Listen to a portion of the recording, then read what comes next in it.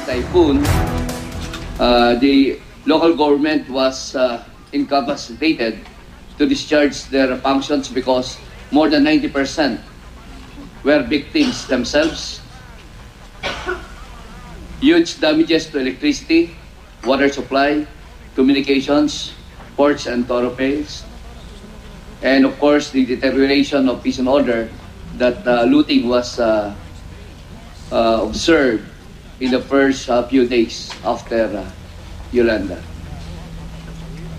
On the overall budgetary requirements of all these hazards and human-induced conflicts, the cost of damages from Sendong to Bohol is 52 billion. Per PDNA, TCNA rehabilitation plan, we need 74 billion. And the funding amount was released already, 4.5 billion, and 9.6 billion is in the pipeline.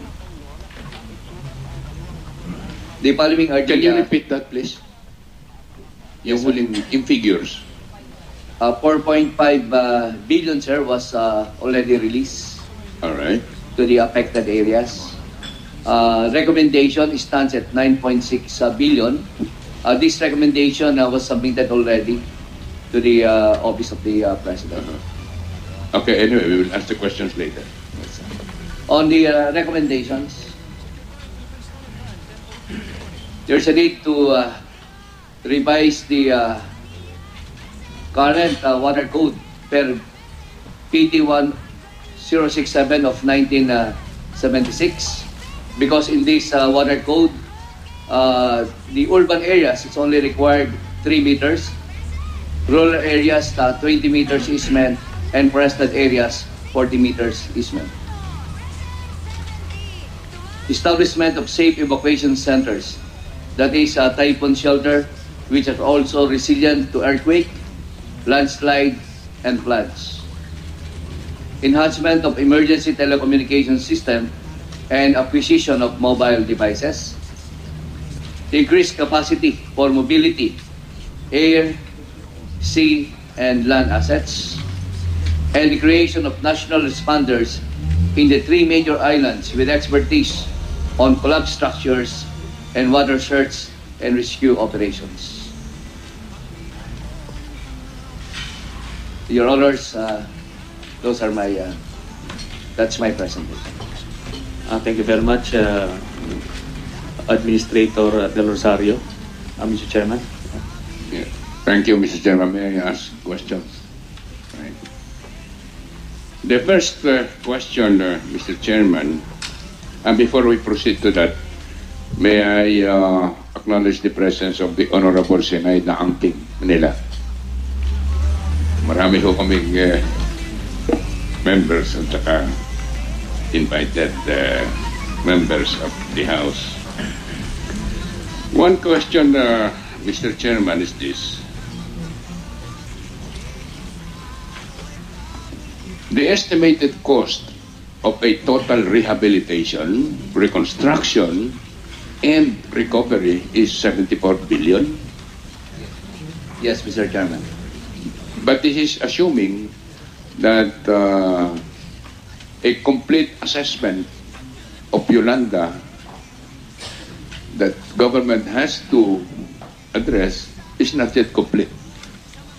Yes, sir. Hindi pa kompleto. Yes, Mr. Chairman, we have not included the Yolanda. Yolanda. Estimate, Yolanda. So, hindi pa Yolanda ito, hanggang Bohol lang ito? Yes, sir. Right, okay. So, and that is 74 billion. Yes, Mr. Right. Chairman. So, considering na yung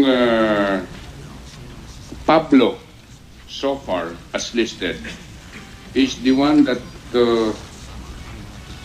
yung Pablo 35 billion eh. Di ba? Or 43 billion? 33 billion. 35 billion. So, basing a comparison between Pablo, which is a wider swath and longer expanse of effect than Sendong. Kasi yung Sendong ang magkano? 3 point something? And damage? 3.6, 3.7 billion, So, do we expect that the damage caused by Yolanda will be much more than the damage caused by Pablo? Yes, Mr. Yes. Chairman, and from the initial estimate, it was about 139 billion. This is the estimate. Yes, sir. All right. So, altogether, you need something like 74 billion plus 106 billion? 139 billion. 139 billion altogether. Yes, sir. Altogether, 139 billion. Now, may I therefore ask, what are the funds that are now in command of government, specifically the executive department, to provide for this? For example,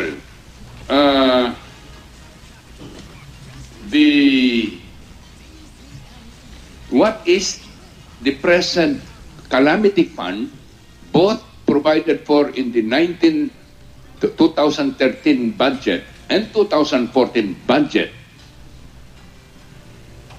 Calamity funds, contingency funds of the President, for example, and such other sources that may be tapped to provide that estimated 139 billion.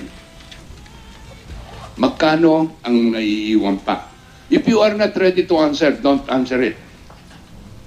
But these are the questions we have to deal with as members of Congress to find out if the resources now under already the command of the Chief Executive is sufficient or not.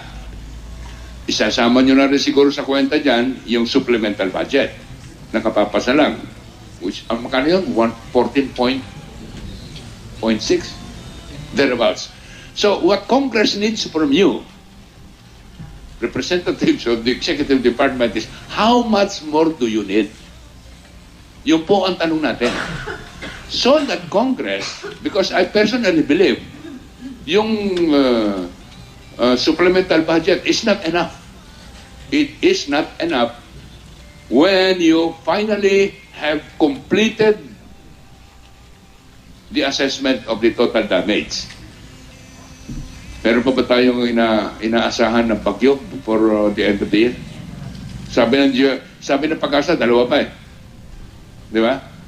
I hope that mas mahina kay Yolanda, no? But we cannot also assume that. So probably next year, upon the resumption of Congress from Congress's Christmas leave, maybe we will call you again. Kasi kung itong oversight committee na to ang kikilos, palagaw mas madali ang congressional response kasi coordinated na. Mr. Chairman, that's what I'm trying to propose, no? Kaya we will this is not going to be the end of the hearing, of this hearing. It is going to be just the first one. So, the first question is magkano kailangan nyo talaga? Pero hindi nyo pa masasagot ngayon yan dahil hindi pa kumpleto ang Now, the second question, Mr. Chairman, is this. Are we conducting an assessment of the government's capability?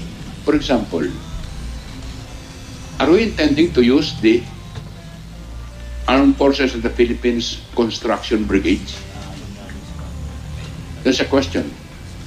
For example, if the construction brigades, whether you're talking of the Army, you're talking of the Navy, the CBs of the Navy, and then the Air Force construction brigades, did we not consider that as a first response element that would require engineering response? For example, clearing of roads, immediate construction of bridges so that you will be able to provide mobility.